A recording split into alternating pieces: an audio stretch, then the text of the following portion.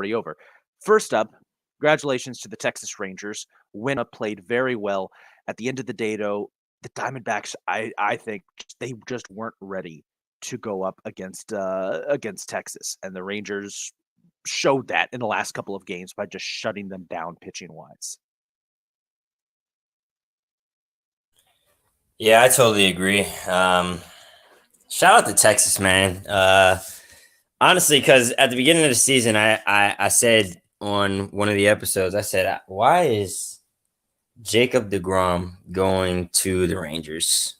And he didn't even play the whole season, but now he made me eat my words because that team actually went over there. I mean, that team actually did a great thing this year, and won the championship and became the top team in the MLB this year. So thank you for making me eat my words, Jacob DeGrom. I'll take that back. I won't ask why are you going to the Rangers, but yeah, the Rangers they looked very good throughout all 5 games. Even the game they lost, they looked good in that game.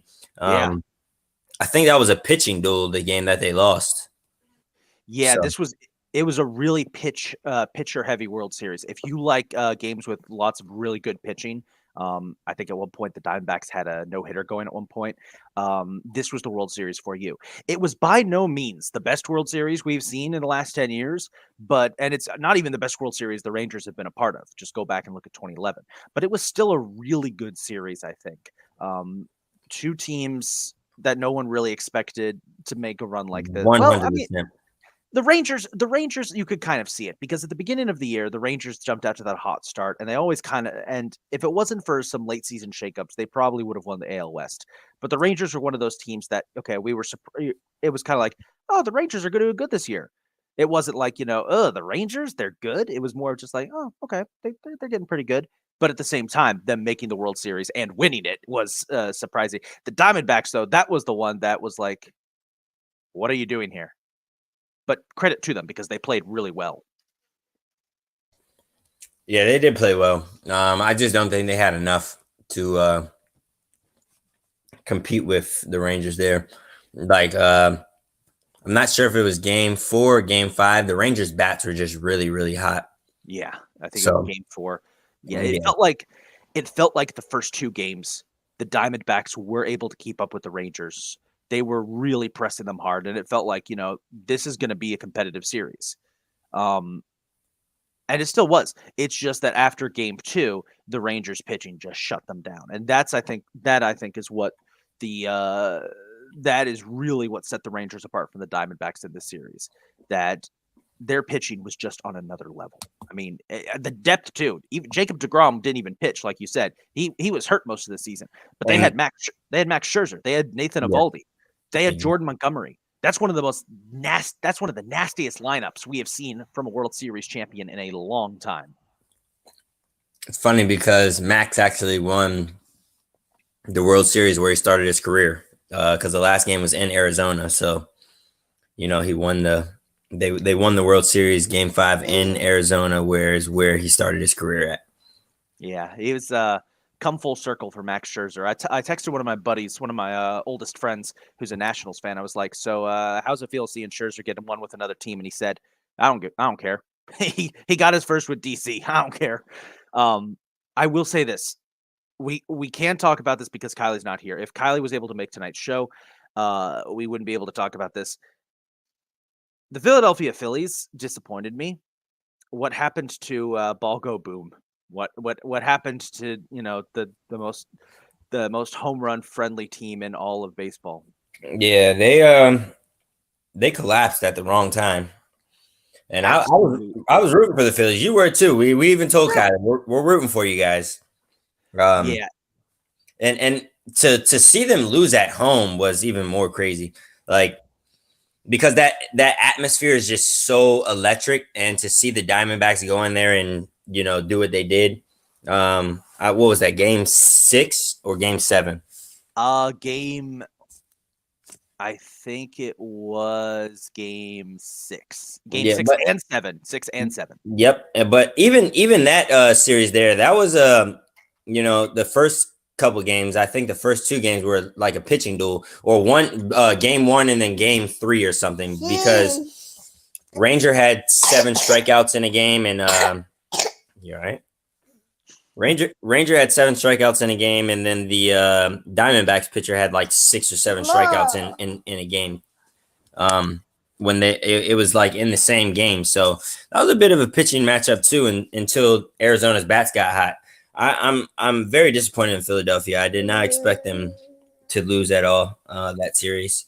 Yeah, I Philadelphia, like all season long, I felt like Philadelphia, like this was the year they were gonna get they were gonna do it. They were gonna come full circle, and to see them fall apart like that, and just so I know, because I know that a lot of the podcasts that we're a part of here on the Fired Up Sports Network, by the way, shout out Fired Up Sports Network. I know most of you guys are Phillies fans. Trust me, Calvin and I, despite not being Philly fans necessarily, we feel what you guys are going through. We understand. We have had our team suffer losses like that before. We're fans of the New York baseball teams. We know what you're going through. 100%. Yeah. With that being said, though, I'm going to go off on a limb and just say way too early prediction for next year. The Phillies are going to be back, and they are going to be dangerous. I think so too. Yeah. But without all that being said, hell of a season for baseball. Fun season. Great moments left and right. A lot of stuff that kind of got forgotten. I think people already forgot Domingo Germán had a perfect game, but he just got released from the Yankees. So, it'll be the one good thing we managed to do this season. With all that being said, let's quickly jump over to the NBA, because their season is about 2 weeks old at this point. If you guys remember the last show we did that live reaction to the first half of the season opener for the NBA.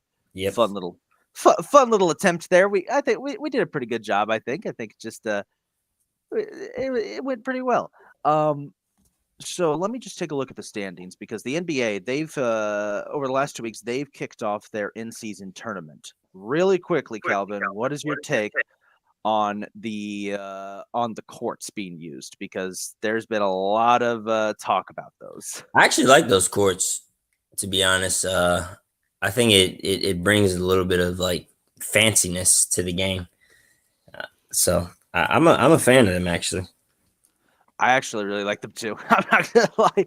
I only brought that up like for a little bit of controversy, but at the end of the day, those courts are nice. Yeah, some of them are a little but most of them are pretty good. Looking at the standings, that's what I wanted to look at. So looking at the standings right now, I know the Celtics are at the top. Yeah, 2 weeks in. So in the Eastern Conference, the Celtics and the 76ers are currently waging a war for first place. No surprises there. I will say Kristaps Porzingis has fit in better than anybody could have expected with the Celtics system. And you see the result there. They look really, really good.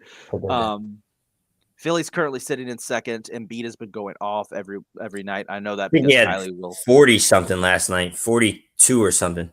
Something like that. All I know is that every time they win, I get notifications on Twitter that Kylie has tweeted something. So that's all I need to know that they won. Milwaukee currently sitting in third place at the top of the Central. No surprises there. Atlanta currently sitting in fourth, followed by the Pacers in fifth. Pacers, they've actually been playing a lot of great basketball. Tyrese Halliburton has looked very good throughout the first 2 weeks of this season. They had a big win last night against the Spurs. They put up 150 points. Yeah, so against that Spurs defense, that's good. Yeah, and they held Wembanyama to 13 points. So, and we will get to Wembanyama in a little bit, but that is impressive.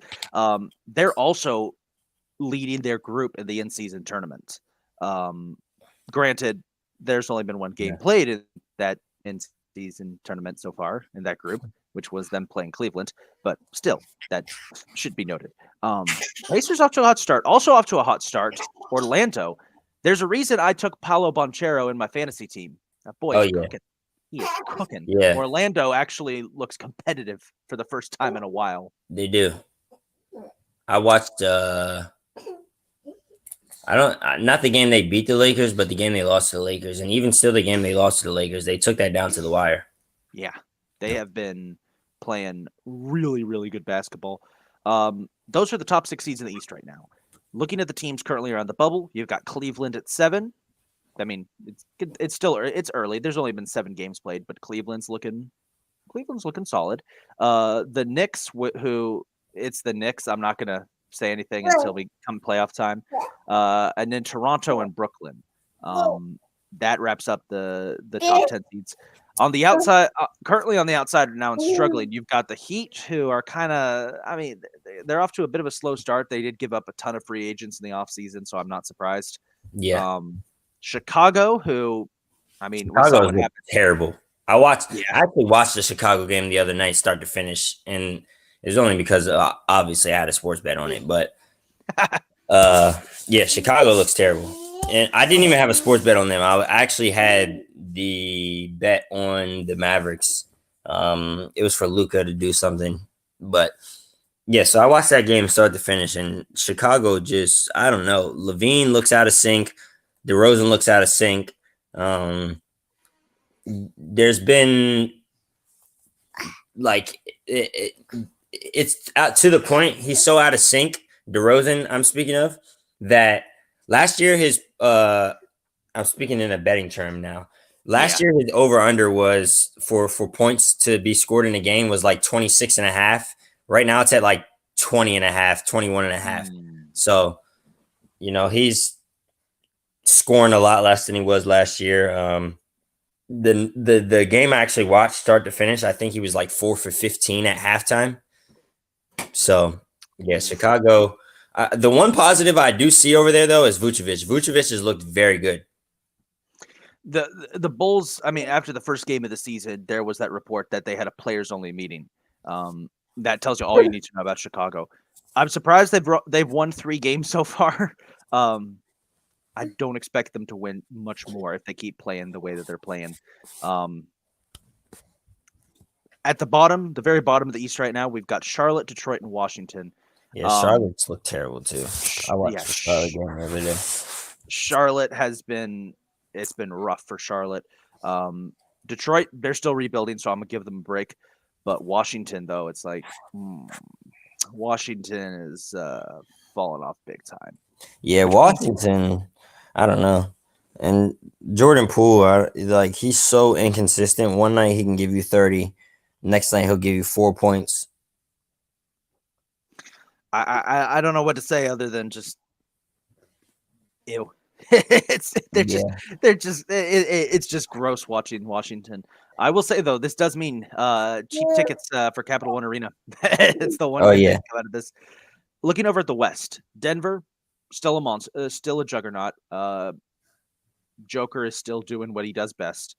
Dallas, I think, is the biggest surprise so far in that they look really good. Yeah, the Mavericks look very good right now. Luka, Luka's highlight reel for this season already is fantastic, and we're only 7 games in. So, Golden State currently sitting at 3rd. Curry is cooking as always. Yeah, exactly. That's my reaction to seeing who's 4th in the West too, Milani. Minnesota is 4th in the West. That deserves a big whoa. You said Minnesota? Minnesota. Yeah.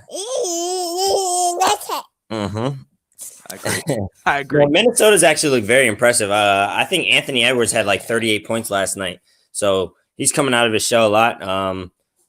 He's been a great player there since he was a rookie, but he's taking it up to another level this year for sure. Timberwolves have been building something really special there. Oh yeah, and you've seen it over the last couple of years as they've steadily gotten better and better. So to see them get off to this hot start, yeah, it's worth celebrating, I think. Another team off to a bit of a hot start. The Pelicans have looked very solid through the first 2 weeks, as have the OKC Thunder. These are 2 teams I did not expect to be in this situation at all. But then again, it is still early, so take everything we're saying with a grain of salt. Let me tell you this. I watched OKC. They played the Warriors for their first in-season tournament game. Yeah, that game was 141 to 139. It would have went into overtime if the last possession didn't come down to one of the best players in the world, number 30, Steph Curry. he hit the game winner, so it didn't go into overtime. But even the guys on Golden State, they were saying after the game, and especially Draymond, and Draymond's a trash talker. He was saying that Oklahoma City team is a great young team, and he was praising Chet Holmgren. I think Chet had like 25 against them. So remember, what was it you who said prior to the start of the season that Holmgren might win Rookie of the Year over Wemby? I like Holmgren. I'm telling. I've always liked that kid since he was at Gonzaga. That kid, he made a mark on me when he was at Gonzaga. He's definitely a solid ball player. I know we're not talking. I know we don't really cover college, but you mentioned college basketball real quick. Shout out James Madison for upsetting Michigan State on opening night. That's crazy. So, hey, Michigan State always has that one random loss to some team that you've never heard of. Oh, James Madison, they're starting to become more well known. Which, as an alumni of Towson University, I will say they should be well known. They whipped our ass in every sport. I think they're undefeated in football right now, or they might have one loss. I think they are undefeated, but the playoff committee has completely ignored them because the college football playoffs are stupid and bad. But that's a conversation for a completely different episode. Yeah. Looking at the rest of the teams on the bubble right now in the West, the Clippers with that super powered lineup, now with James Harden added, are 3-3. They looked good last night. I think last night was Harden's first game, and he looked pretty good last night. Yeah. We got Houston, who no one is happy that the Rockets are 3-3 right now. Everyone wants them to be winless. Just they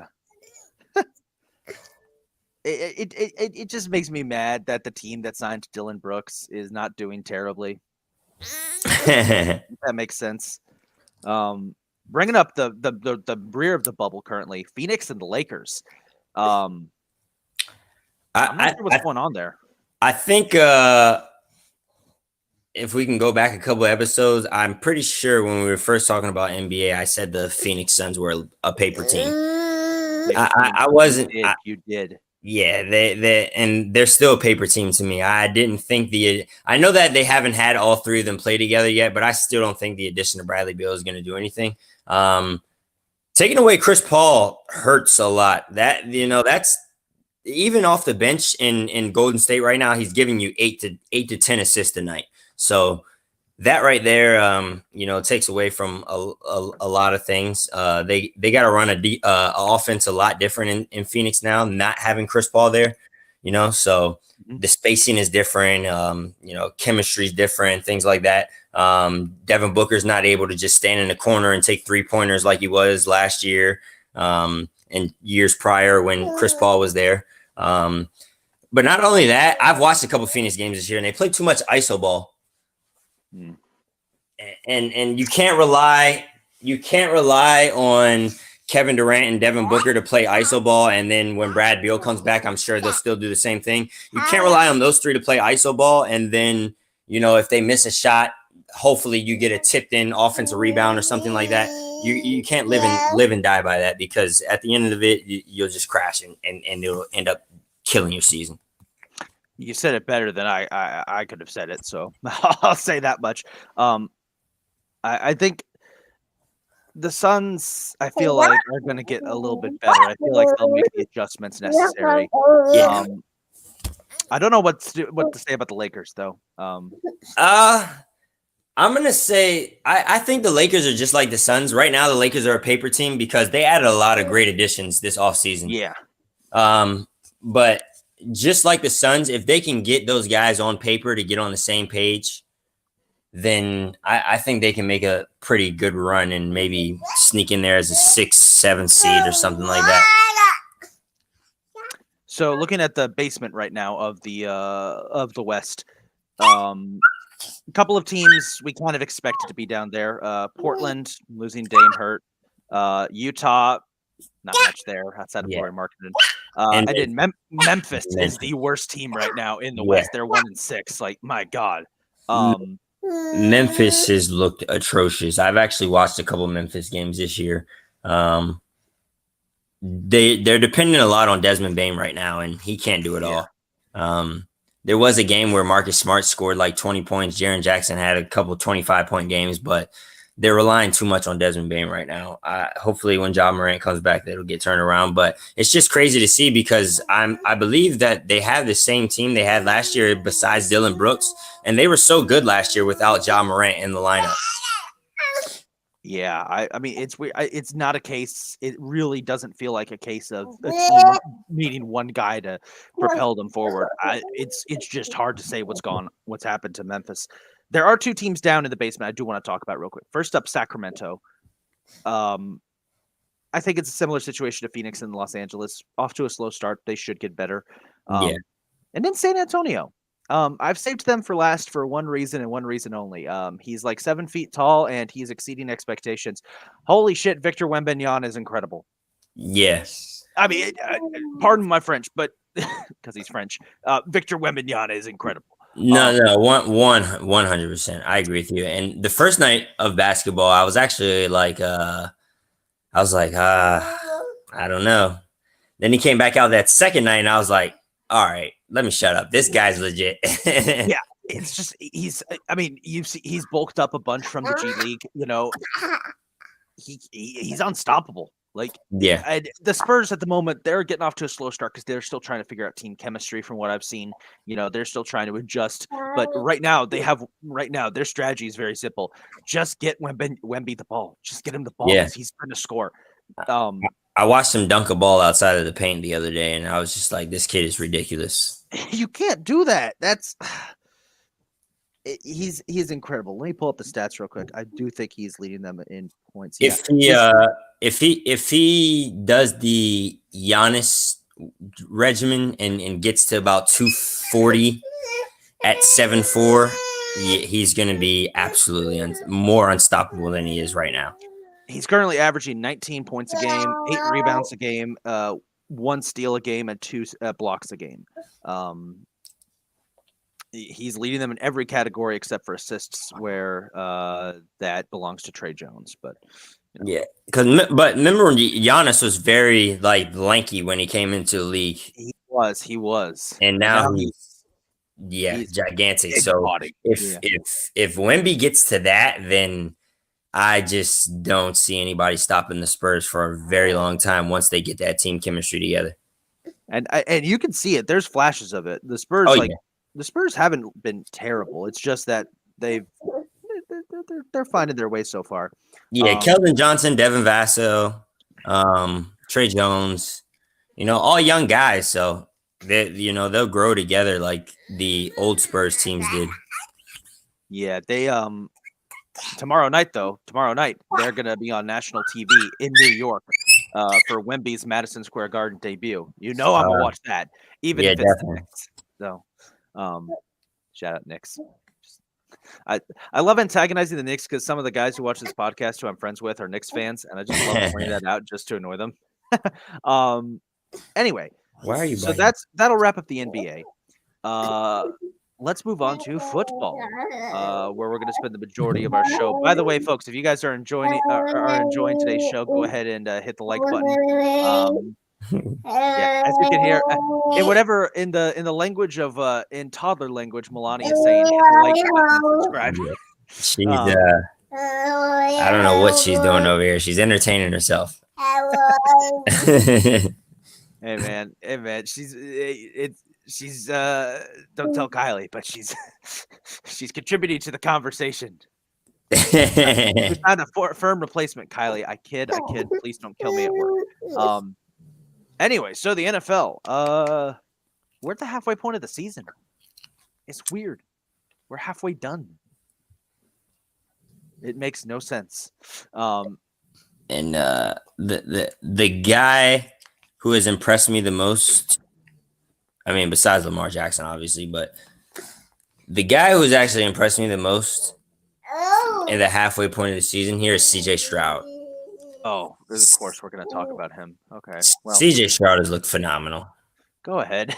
I hate that it has to be against my team, though. Yeah. I guess we'll start there. Since the halfway point of the season, we're going through and talk about our thoughts on all the teams right now. Well, not all of them. And I also have a little mini rant I want to go on about the NFL and scheduling, because they've doing some stuff that's really pissing me off. But right now, looking at the league, one thing we have noticed is that there is a lot of parity.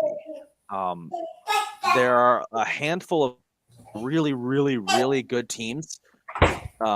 Philadelphia, Kansas City, as weird as it is to say it, Detroit, and then because they got number 8 out of there on the field, Baltimore has been awesome. There's also been a number of really, really, really bad teams. Carolina has been horrible. Chicago has been horrible. The Giants have been horrible. Oh yeah. And Daniel Jones is just tore his ACL, so they're done. Yeah, he's done. And in the middle, you've got a bunch of teams that you can't really tell if they're good or bad. It's kind of just in the middle. But you answered my first question, Calvin. Like, who's been the most impressive in the first half of the season? You said it's CJ Stroud. CJ Stroud. Yeah. I think he has 1 interception right now. I think so. 500 plus yards last week. Rookies aren't supposed to be doing that. No.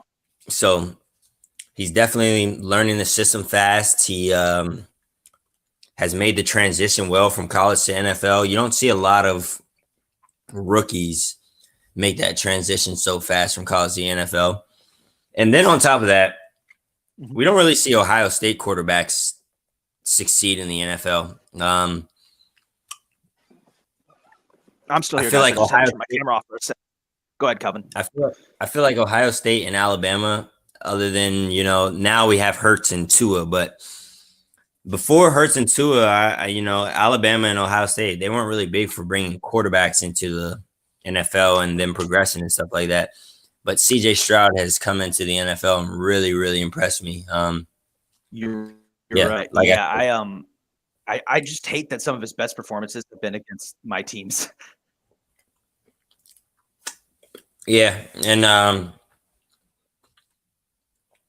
it's crazy to see the transition he has caused in Houston, because the Houston we know is trash. Like, the Texans are trash. But yeah, he made the Texans look very interesting. It's like, we got to tune into these Texans. We can't just sleep on them here. They're currently 4-4 and on the outside looking in at the playoffs, but very much in contention. And it feels really weird saying it because, going into the season, we all expected the Texans, it was going to be another rebuilding year, another year of but I actually watched a video today that somebody talked about how what the Texans have been able to do is make, have done a really good job of drafting guys. Because you look at their roster and a lot of their younger guys that they've drafted recently, these guys are doing really, really well. Tank Dell is one of them as well. He got drafted in this draft as well, and he looks very good. Tank Dell, their running back, whose name I'm completely blanking on. Yeah. He was a rookie last year, right? Yeah, I think so. He Dameon Pierce, I think. Dameon Pierce, yeah. They've got a solid young core there in Houston. I think the reason that nobody's really been paying attention to them has been that, they haven't really had that star quarterback power. I mean, the last 2 years it's been Davis Mills. And, no offense to Davis Mills, he's actually not as terrible as, some of the commentators would joke, but he just hasn't been the guy. CJ Stroud has given them that option. And again, I absolutely hate that he had to have his breakout performance against the Bucs, but, that's how it happens. Here's a question. Which team has been the most surprising this year? Not counting the Texans, because I think both of us would say the Texans. But if we had to pick another team that's been the most surprising, what would you say, Calvin?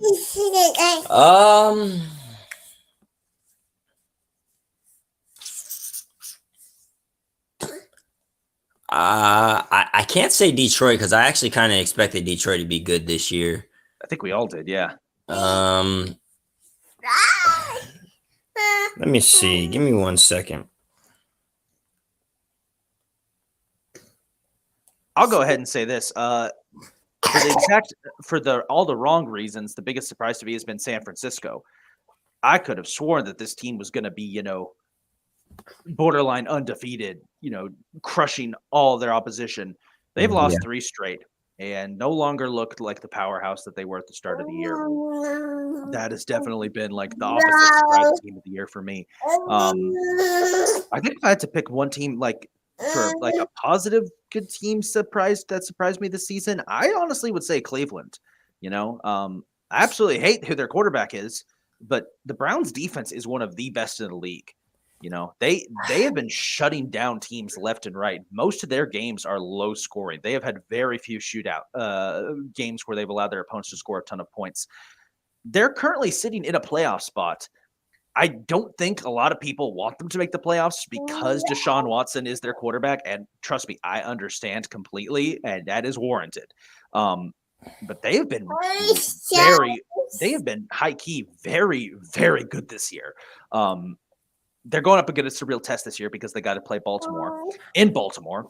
But yeah, Cleveland has been I will say really, really good.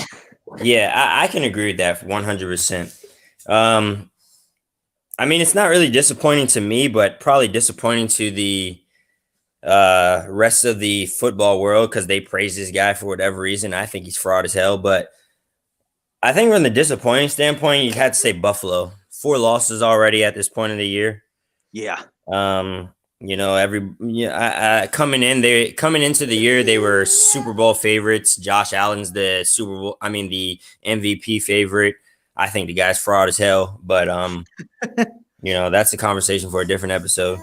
But so yeah, I think that's my most surprising from a disappointment standpoint, just because all the hype that they had around them in the offseason and stuff like that. Definitely expected them to be better. My most surprising in a positive standpoint probably have to be the Steelers. I did not expect the Steelers to be that good with Kenny Pickett because I think Kenny Pickett is just garbage too, if we're being honest.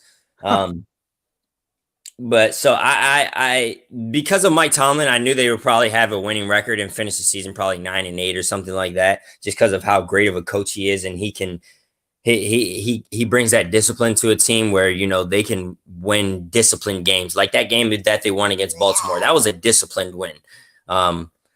They really went out and earned that win because they were down 10-3 the whole entire game until that fourth quarter. So that was a disciplined win. So I would say the Steelers are my surprise in a good way, as well as the Jaguars too. I did not expect the Jaguars to be 6-2 right now.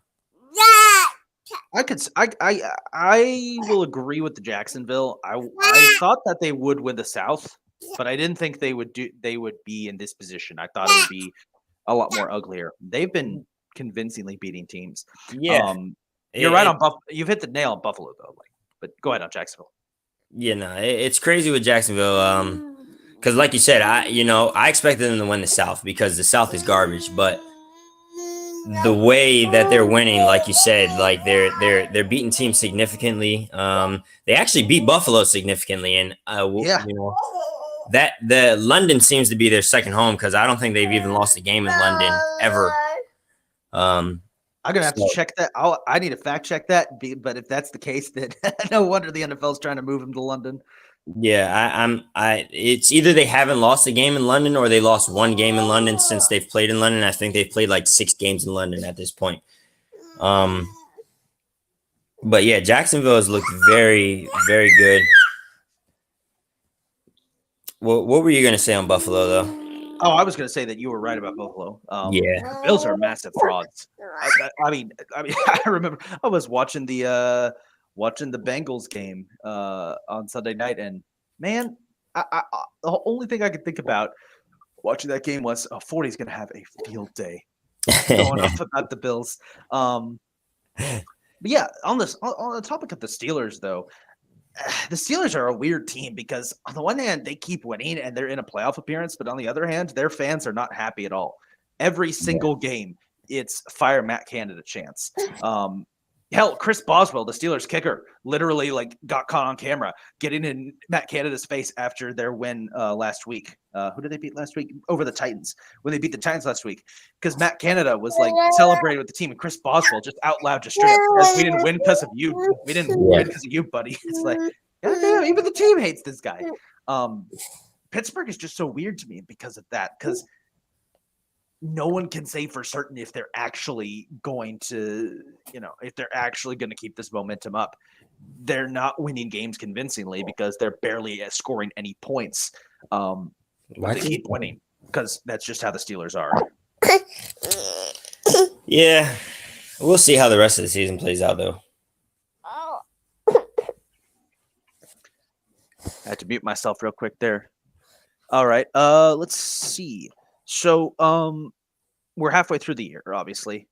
The big question now is, what do the playoffs look like as here we go. Okay. I think I can get my camera back on now. Sorry about that, guys. I had to turn the camera off for a second. Let me see what the playoff standings look like halfway through the season. Obviously, these are going to change. I think the rest of the plan for today's episode, we're going to take a look at the playoff standings. I have a rant to go on about certain scheduling, and then we're going to make our game picks.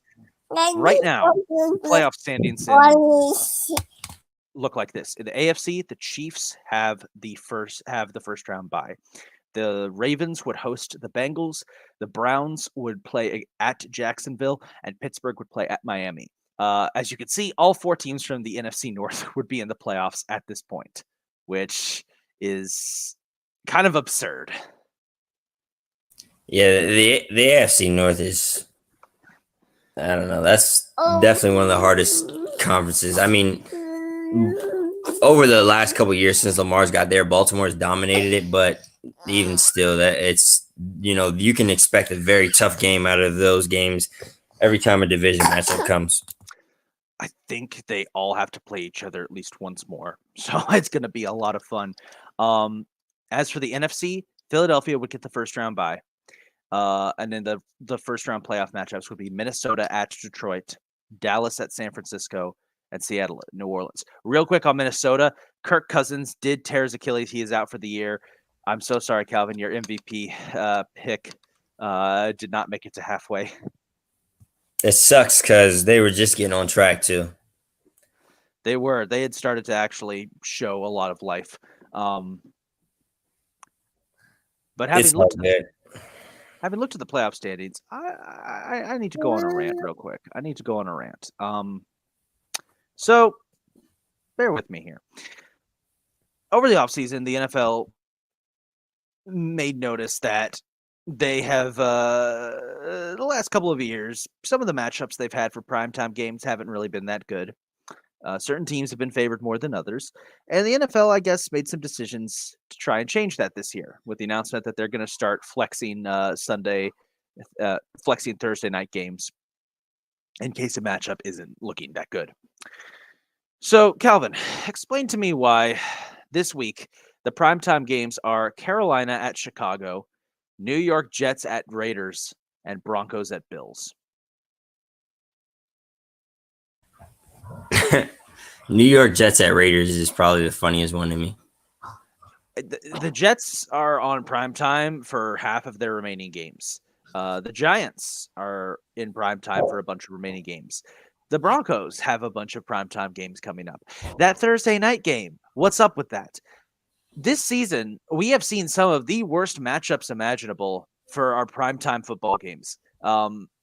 Pretty much every primetime game has had like an awful matchup, and most of them have ended up being as bad as advertised.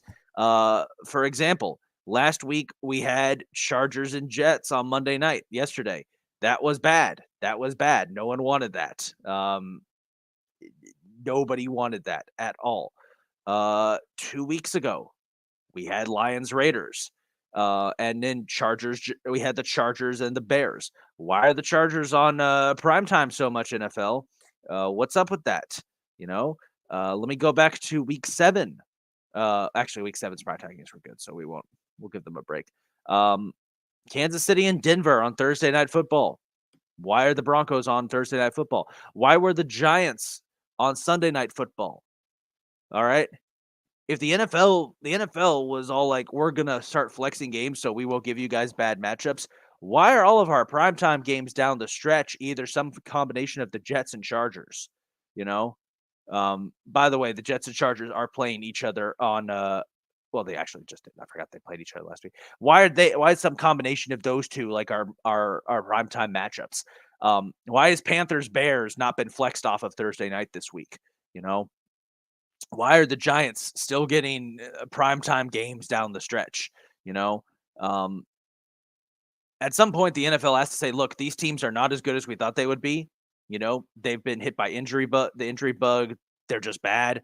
You know, maybe we shouldn't have them on primetime. Maybe we should start telling the networks flex them off primetime now, because the primetime games are the ones that are the most watched. I don't know about Thursday Night Football because not everyone has Amazon Prime, and I still think that's a bad idea having it be a streaming only game.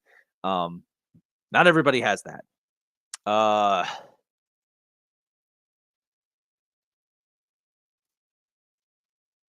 forgot what I was gonna say. Damn, this was a good rant. Hold on. Let me keep going. These primetime games are the ones that get watched the most. You know, my brother, who watches football semi regularly, he doesn't really text me about regular Sunday games, but Sunday night football or Monday night football, he's always texting me about. These are the games that the NFL is putting out for the world to see. And they keep giving us shit on a shingle. Excuse my language.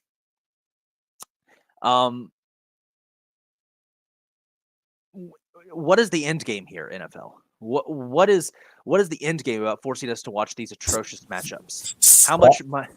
I mean, hell, the Cowboys, they got at this point, I would settle for watching the Cowboys on primetime because at least with Dallas is good and puts up a good fight. I think with the Jets, that was the Aaron Rodgers effect. Nobody expected that to happen. But those other teams there, I can't give you an explanation on that, my boy. I don't know. Like, why are the Chargers and the Broncos are the ones that I'm really questioning. Like, why are they on so many primetime games? Why are the Raiders on so many primetime games? I think the Raiders have been in primetime the last like 3 or 4 weeks. Yeah. It's just bizarre. It's like the teams, like some of the games this week, we got San Francisco and Jacksonville, which is a match between two potential playoff teams. You know, Minnesota and New Orleans, a battle between teams fighting for playoff spots.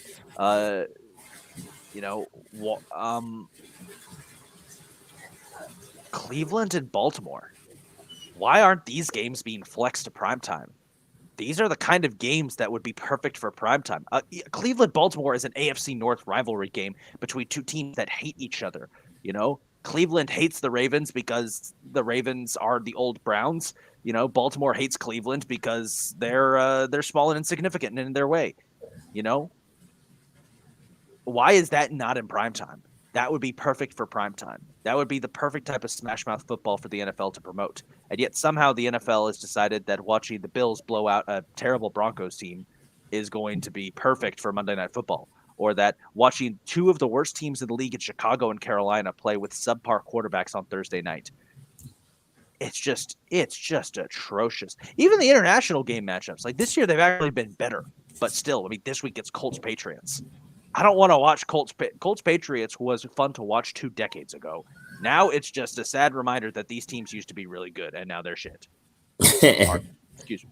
So I think the whole point of my rant here is that this has been the first year of me watching football where I have actively decided not to watch certain primetime games, specifically because of the matchups.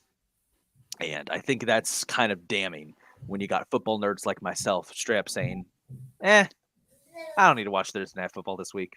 I don't need to watch Monday Night Football this week. It's a dumb matchup. No one cares. So that's my take on that. Agree or disagree, Calvin? Up to you. Yeah, no, I 100% agree with you. I don't really understand the stupid primetime games either. Especially like you said, the ones this weekend.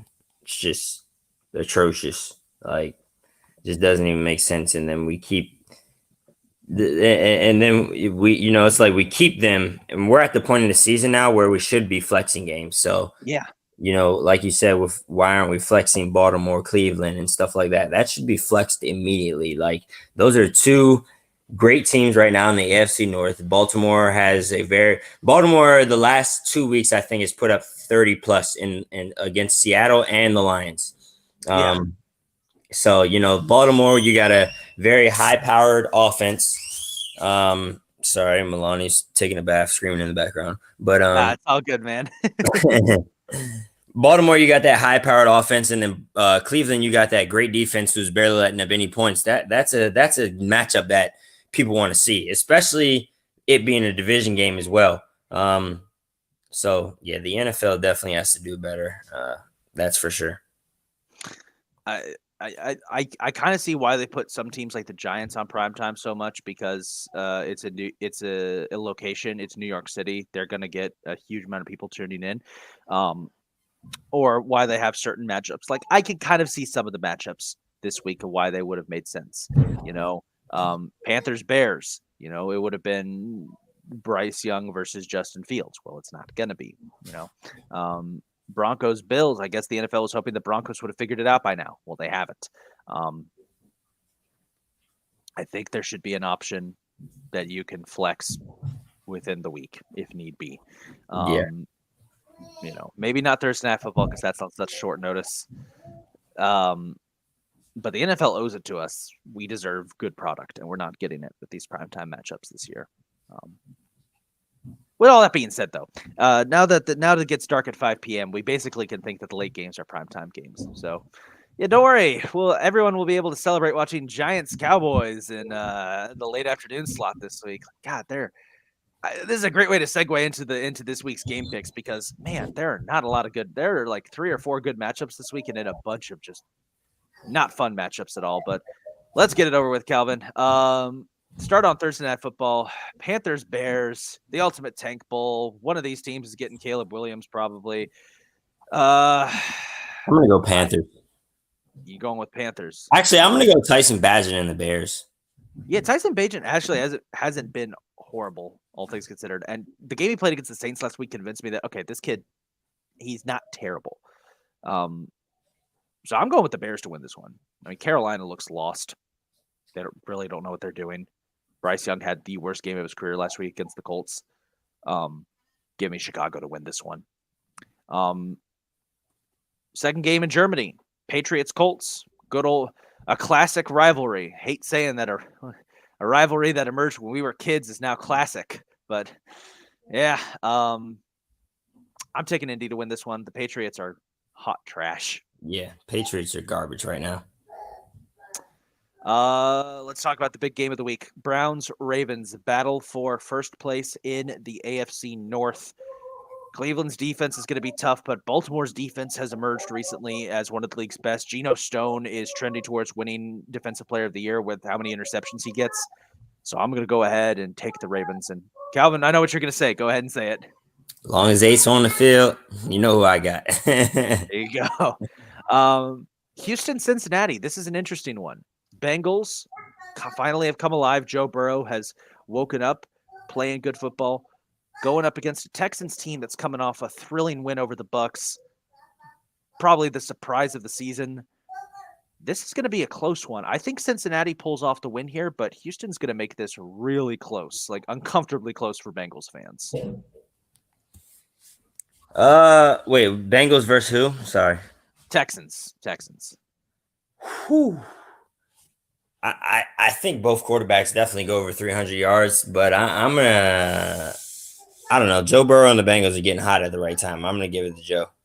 There you go.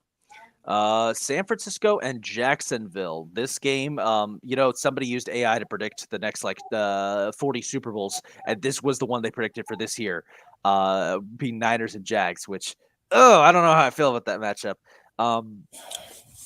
Give me San Francisco to bounce back. Jacksonville has looked really good, and this game I think is going to be one of the best games of the week.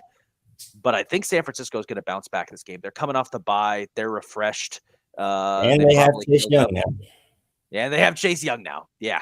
So Chase Young and Joey Bosa is going to be a very big problem. People forget they played together at Ohio State, so they already have the chemistry there, and I think it's going to be a very, very exciting defense over there with Chase Young. More exciting than it already is. So you're going with San Francisco. I'm going with San Fran. All right. New Orleans and Minnesota. Interesting matchup between two teams on the cusp of making the playoffs, currently sitting in playoff positions. Vikings coming off that thrilling win with Josh Dobbs coming off the bench. And that's why I'm going to go Minnesota.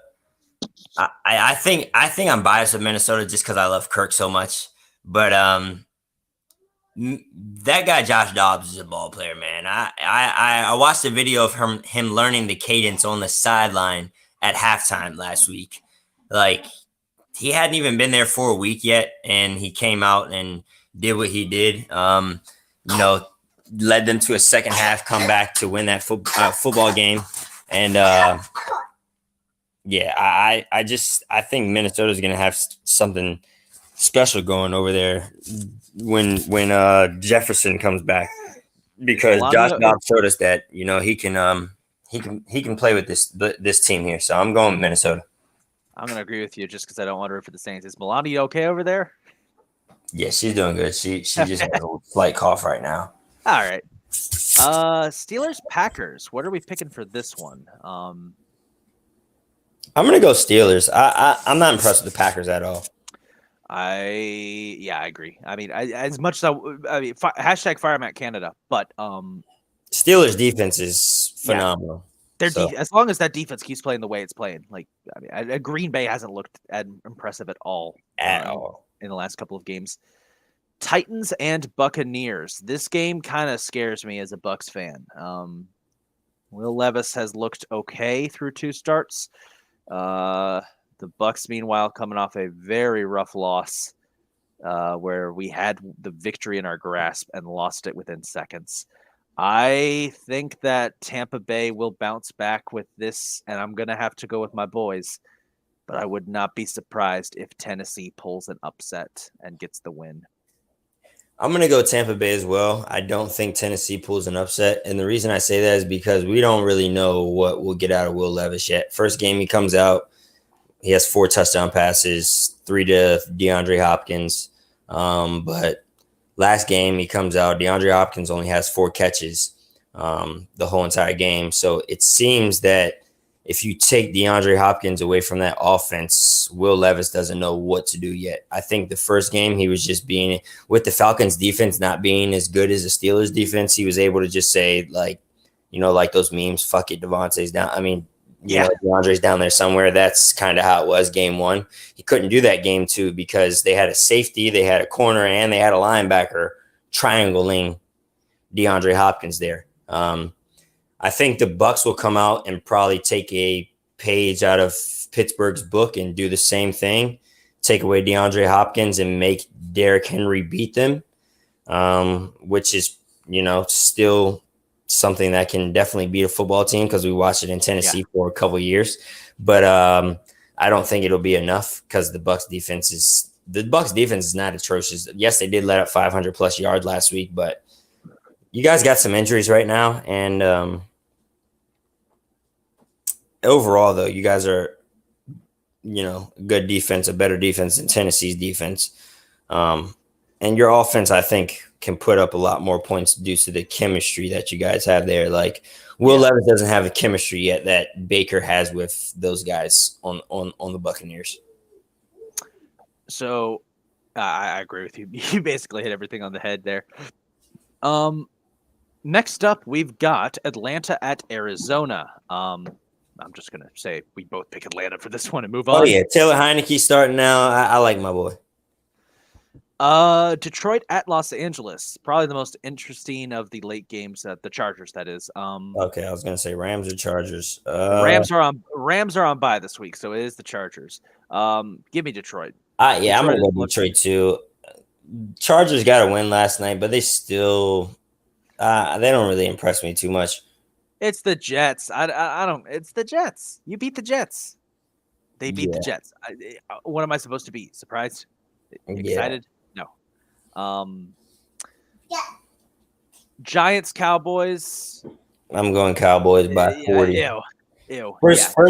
Well, the first game of the year they beat them 40-0, and now that Daniel Jones is out, I don't know. Tyrod Taylor could make this a ball game.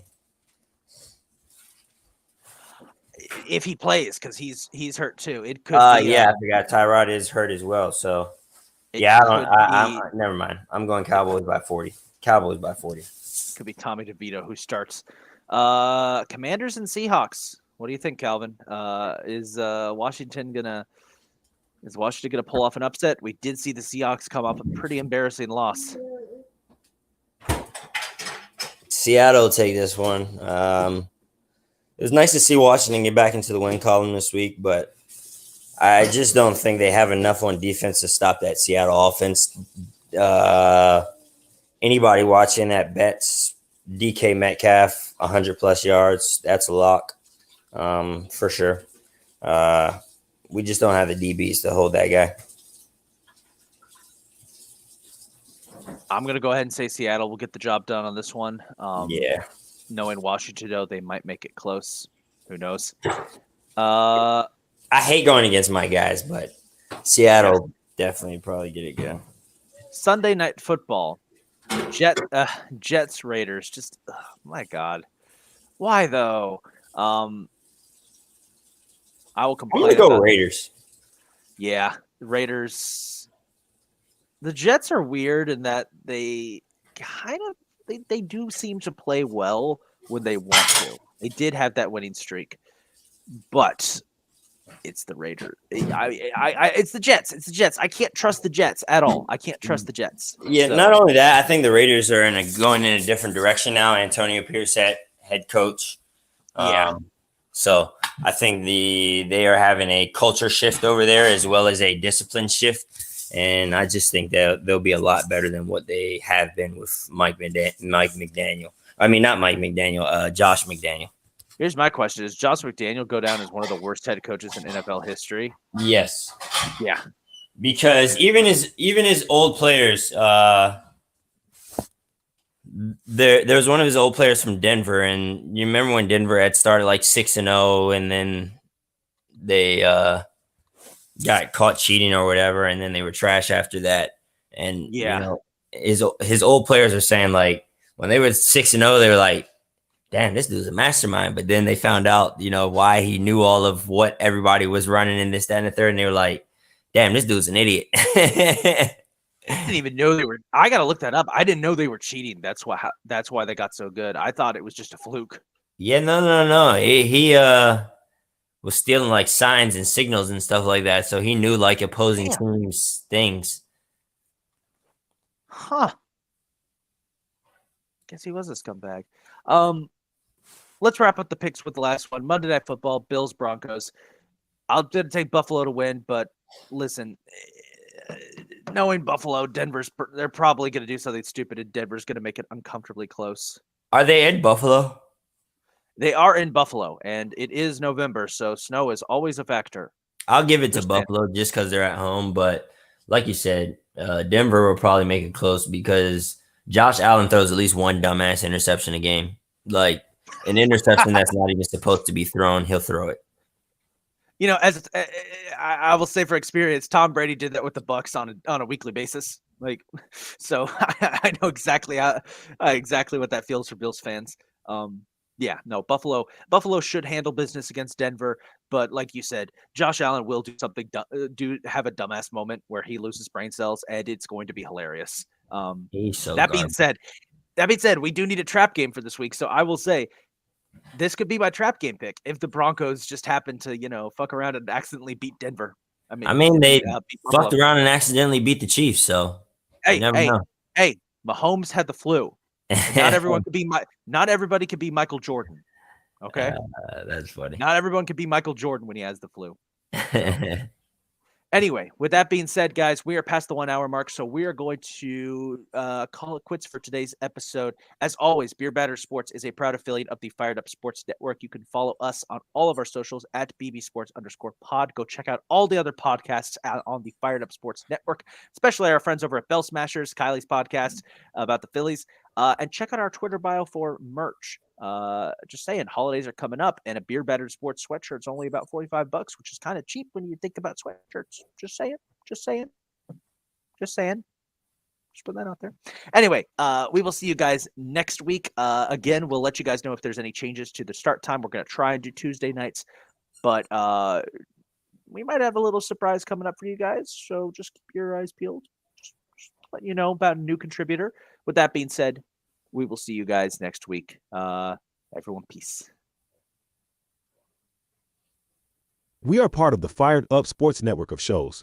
Please check out other Fired Up Sports Network podcasts like the P-Lot Pod, Water Cooler Talk, Bell Smashers, Philly Sports Love and Pain, Drunk on Broad, Beer Battered Sports, and the Fired Up Sports Show, which are available on all major podcasting hosting sites and social media. Also, check out Mark Ramos' Roundup on firedupsports.com, which breaks down the happenings going on with all your favorite local teams.